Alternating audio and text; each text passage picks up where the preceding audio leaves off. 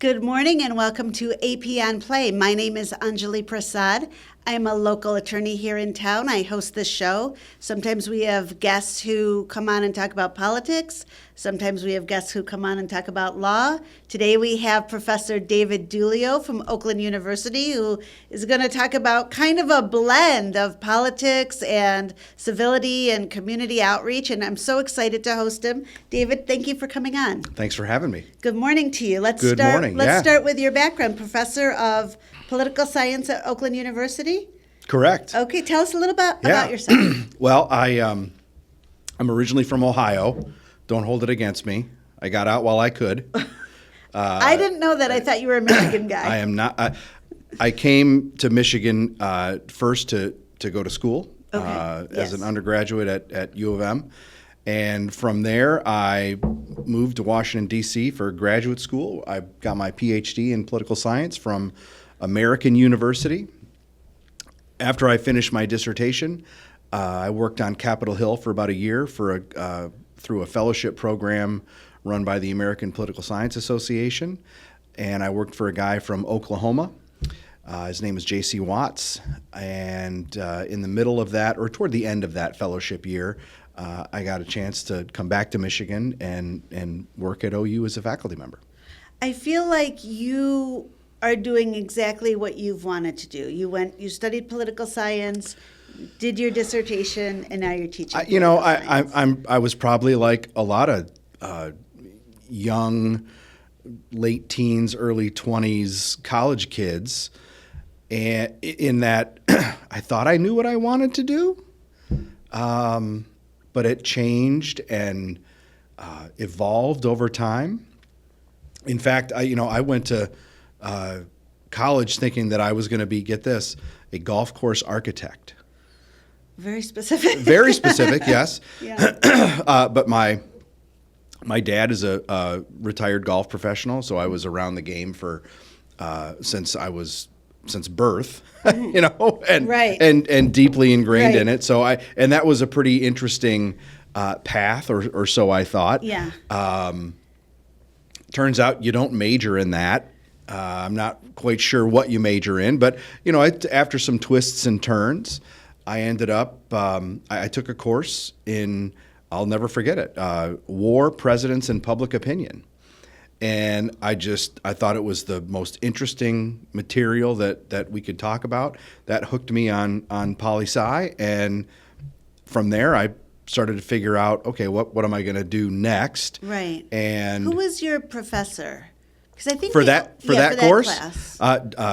Donald Kinder.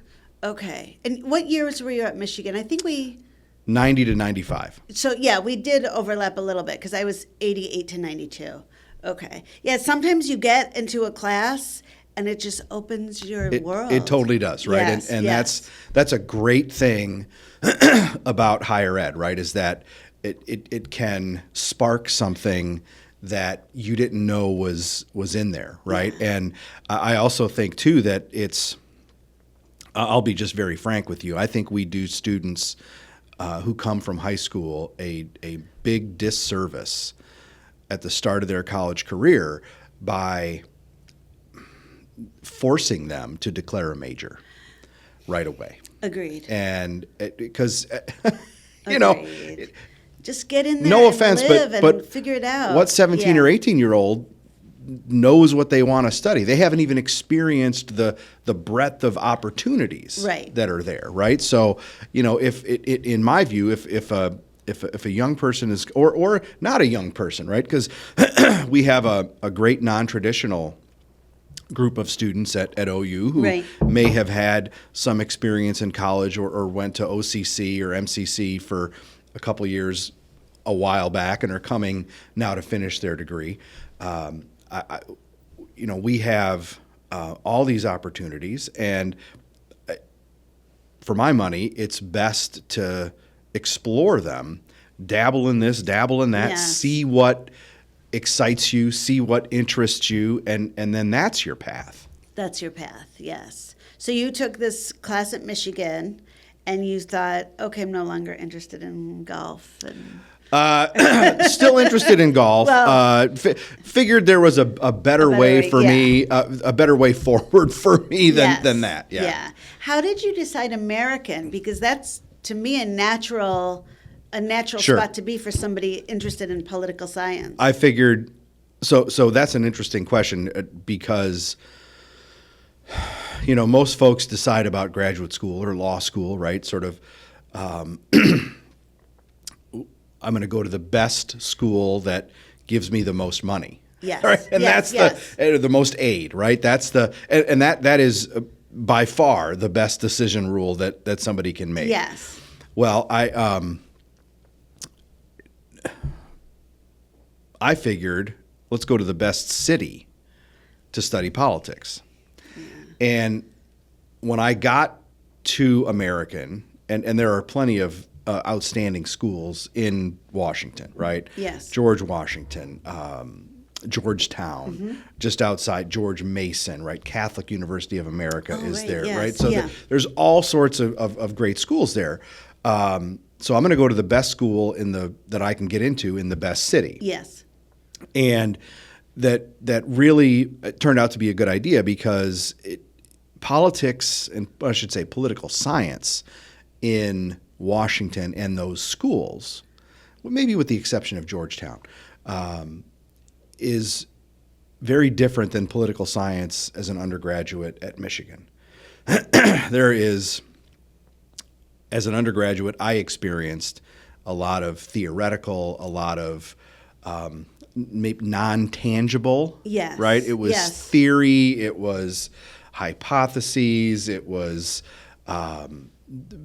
much more academic, right? Yeah. But you get to Washington, and political science is Congress, And the you- presidency, the Yes. courts, campaigns, right? I mean, which is that more applied, practical politics angle was much more what I was interested in. And that was late 90s when you were at American, correct? Yes, 95 to 02, I lived there. Oh, okay. Wow. Okay. And you wrote your dissertation on something. I can't wrote remember what my we talked about. dissertation on the impact of political consultants on Yes. American elections, right? So what impact do pollsters have, media consultants, the folks that come up with all the annoying television ads, right? Yes. And all the mail pieces that we get in our mailbox every election year. Right. Okay. What impact does that have on our system?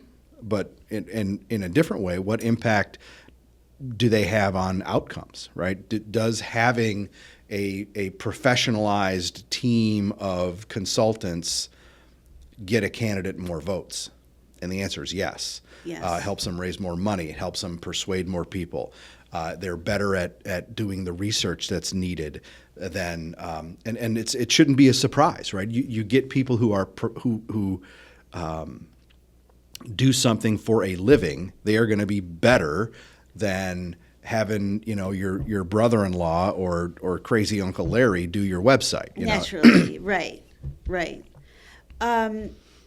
So then how did you end up at Oakland University? You applied, did you? Oh, how I did you applied end up- everywhere. Yes. Yeah, the academic job market stinks. I know. Well, as I was saying offline, I had originally wanted to get my PhD Mm-hmm. in English. I got my master's, and I thought, I don't know if I can get a job if I get my PhD. I better go to law school instead. And you know what? That was probably the right decision. I don't know if it was or not. Not because you but- couldn't do it, but it was It's the path tough, for yes. the path for somebody with a JD Yeah. is much clearer True. than for a PhD, right? I mean, Yes. and I am incredibly fortunate that OU had a position open when I was looking, and they hired me, and I've been there for 22 years. So when you were hired then, that was as a poli-sci professor? Yep. Okay. And you've been teaching your poli-sci classes, but you, a couple years ago, started the Center for Civic Engagement. Correct. And I just have to say, audience, I think this is super cool. I hear about it on the news. I read about it, and this is part of the reason I asked Professor Dulio to come on to talk about it. So tell us about the Center for Civic Engagement. Well, it really goes back to my days at American. The mentor that I had in graduate school ran what is really a similar center in many ways. So I was socialized into being a political scientist with the idea of doing more than just teaching my courses and writing articles and books. And it really is about engaging with community members about important topics. We had the Center for Congressional and Presidential Studies at American University that, as I said, was run by my mentor, and that I worked in different capacities over the years as a graduate student. After getting to OU, I started to pitch an idea for something similar. And again, twists and turns and evolution, right? And we finally get to a critical point, I would say, in the mid-2010s when the stars sort of aligned. And number one, we had a good idea. Number two, we had leadership at the institution that was ready to recognize that idea and take it forward. But I started the Center for Civic Engagement really because of two straws that broke the camel's back for me. And number one, the 2016 election was sort of the tipping point in many respects in American politics.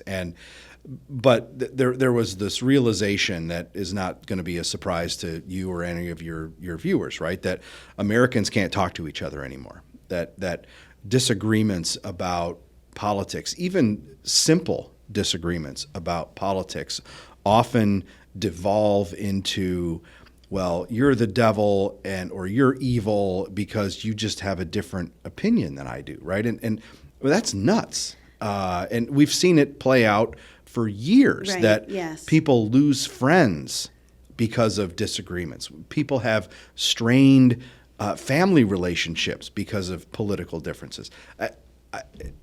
That's a shame, right? That is bad for our society. Silly. That is bad for our politics, Yeah. right? Because if we can't talk to each other, we can't address the important issues that exist, right? And the system that we have, and you know this, the system that we have is full of checks and balances that make it difficult to advance a policy idea unless there's cooperation and dare I say compromise, right? I mean, that's in today's system, that's what it's going to take. And if you can't talk to each other, you can't compromise, right? So one of the things that we want to do is make Oakland University known as a convener of conversations about issues of public importance. And when we have those conversations, we want to have them we'll use the air quotes, the right way. Yes. Civil, respectful, deliberative, productive, right? Simple stuff. And we've been able to do that on a host of policy issues. We've brought in world-renowned speakers, and including Lech Walesa, former president of Poland. In one of her last public appearances, Madeleine Albright, former U.S. Secretary of State.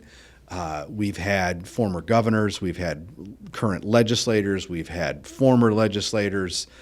Just before the 2024 election, we had Karl Rove and Donna Brazil, right, Republican, Democrat, who don't see anything eye to eye politically, but they're friends, right? And they were on stage joking around and best, poking fun, right? Yeah. I mean, while still very adamantly defending their position, Yes. right? And you think about the backgrounds of these folks, right? One worked for Al Gore, one worked for George W. Bush. Oh, right. And if those two folks can be friends and have a relationship, what more can you ask for, right? I mean, that's a great example, and it's a great model for civil discussion and civil discourse, right? So, one of the things that we've done in that thread is to focus on civility. And we've worked with any number of groups, other groups in Michigan that are focused on that as a topic and as a priority. The first to come to mind is the Civility Project with Nolan Finley and Stephen Henderson. Mm-hmm.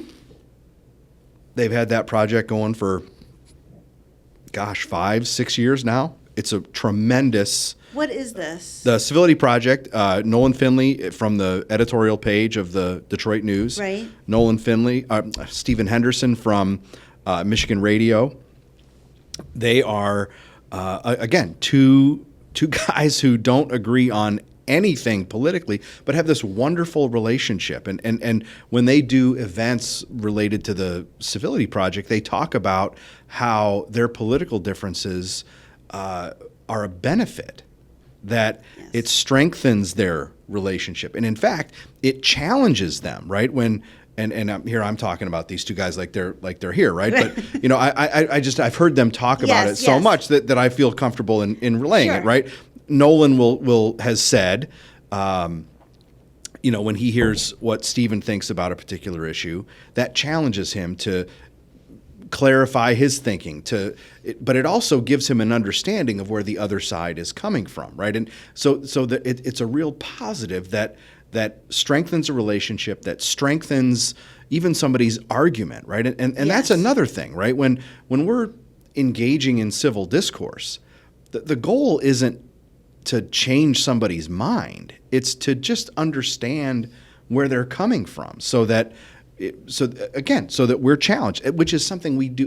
We do a terrible job of that in society today, right? And it is from your social media feed, and I think through the school systems, where we don't do a good job of challenging people's predetermined or already held attitudes, right? And it's natural, right? We all love confirmation of our attitudes and beliefs.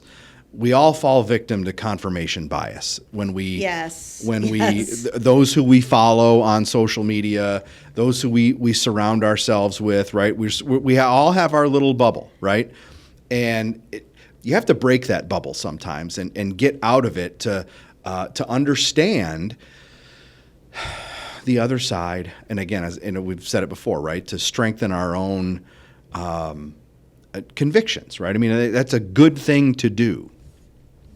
So, but that civility piece is and we've worked with, there's a great new project at the Mackinac Center for Public Policy that's focused on civility. What is it? The specific name is escaping me, but we worked with them and another group, Michiganders for Civic Resilience, which is formed by, it's run in conjunction with the Carter Center. And there are two former Michigan legislators who are sort of the leads here in Michigan, one Republican, one Democrat.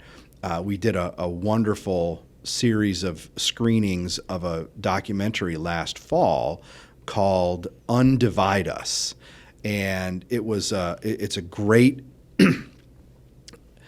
window into this world of people who don't agree, but who can talk to each other, or how they have come to be able to do that. And it sparked great conversation among the audiences that we had, and I think that people learned a lot from it. So I guess my point is, right, there are a lot of folks out there who are interested in this civility work because they see the need, right? Yes.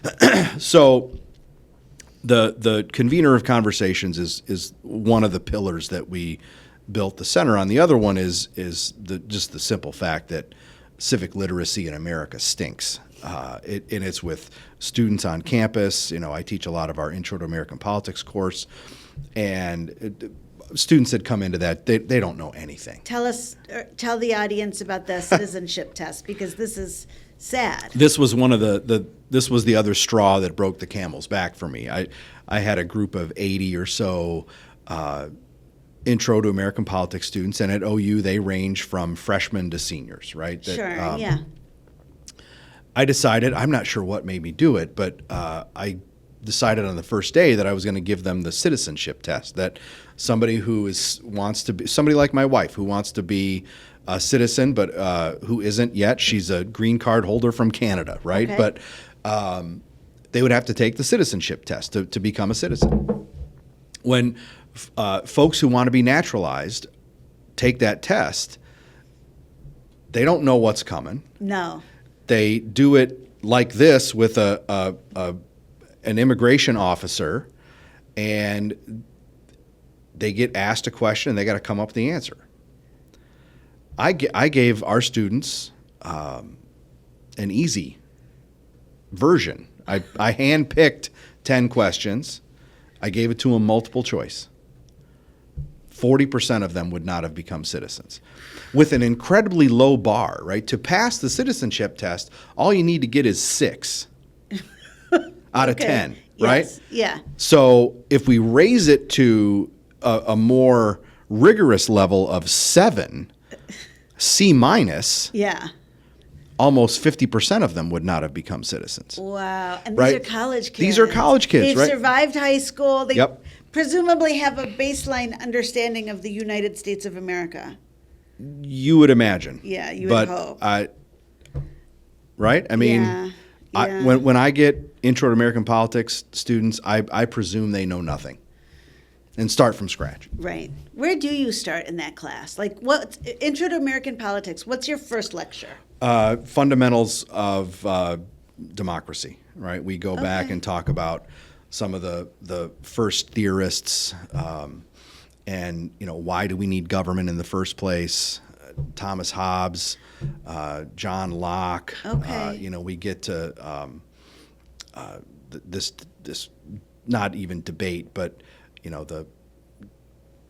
if men were angels, no government would be necessary. And Hobbes was somebody who said that if we don't have government, we have nothing but a war of all against all, right? That it's just this chaos, right? Yeah. And that we have to have something to put some guardrails on it. And then we get into, Hobbes and Locke they see it.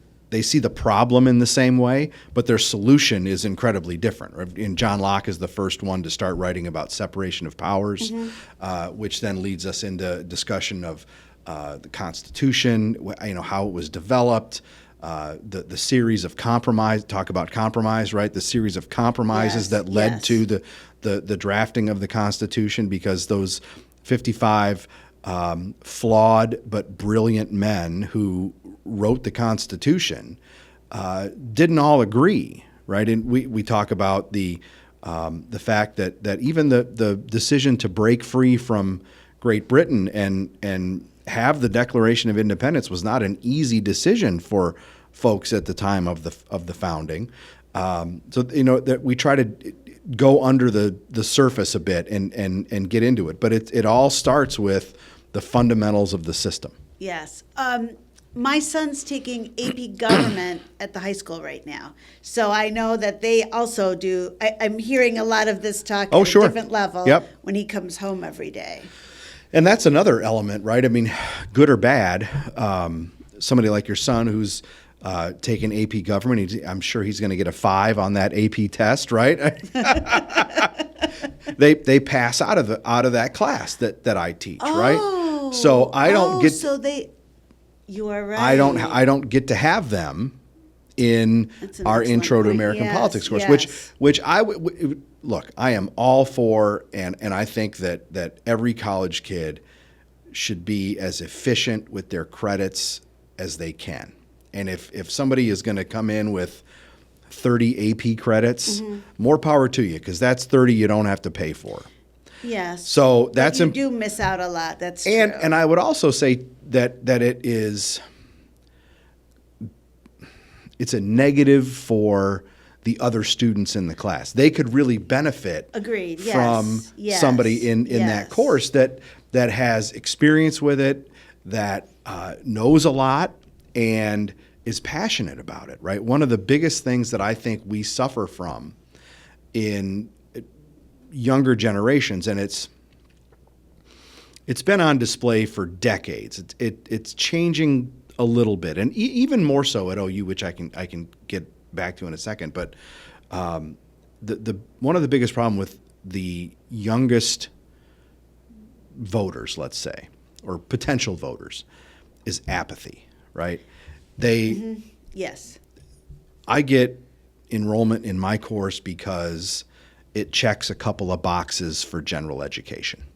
And I tell them that on the first day, right? Yes. I say, good for you. You're checking a couple boxes. Again, be efficient with your credits. Fine, right. I get it, right? And I tell them, I know you don't think it's important. I know you don't think it's interesting. But the way to change their minds is to put it into terms that they understand, right? Great example, 696, shut down, right? Yes. All this discussion of needing to fix the roads, right? Yes. Governor Whitmer won the governor's mansion on fix the damn roads, right? So, well, why? Okay, why are our roads so bad? Well, because the state government for decades didn't invest in a way that was needed to keep up the quality of road, quality of bridges, right, that we would want. That's politics, right? That affects you on an everyday basis. Yes. It does matter, right, to your everyday life. Yes. And so when you put it in terms that they can relate to, yes, it's a little different. Yes. Let's swing back to the Center for Civic Sure. Engagement. Tell us what's cooking for 2025. We I have one thing that I can share with you. Okay. Because that's coming up in April. The fall 2025, we're not sure yet. Okay. Irons in the fire and those sorts of things. But on April 7th on OU's campus, we are working with a new entity here in Southeast Michigan called the Southeast Michigan World Affairs Council. And the Center for Civic Engagement with some other campus partners and the World Affairs Council are going to host a speaker series at OU. The first one is going to be April 7th with former ambassador to Ukraine, William Taylor. William Taylor he worked for the George W. Bush administration and the Barack Obama administration. So he worked for a Democrat and a Republican as the ambassador to Ukraine. And he's going to come and talk to us about the current, let's say, goings on in the not just the war between Russia and Ukraine, but the political the swirl that is currently in the news, right? Yes, so I think that this is coming at a really good time. What a timely topic! It is, but you guys must have booked him a while ago. It just so happens that our partners at the World Affairs Council have been involved in this space for decades, and they have incredible connections, right? Okay. So we're incredibly fortunate that they were able to touch base with Ambassador Taylor and that he agreed to come and talk to our community. And this is April 7th. 7 p.m. on campus. And to be clear, anybody can attend. Free and open to the public. And that's the case for any of the programs with Center for Civic Engagement, free and open to the public. Absolutely. Okay, very good. Well, our time is up. Will you come back and talk to us in a few months? Anytime. It was so nice to talk to you. You too. Audience, thanks for tuning in to AP on Play. We're going to get some information up on the Center for Civic Engagement and the speaker series they're launching in 2025. And you should attend. I think it sounds interesting, regardless of what your political view is. Absolutely. And where you fall. Let's just get out there and educate. Thank you. Thanks.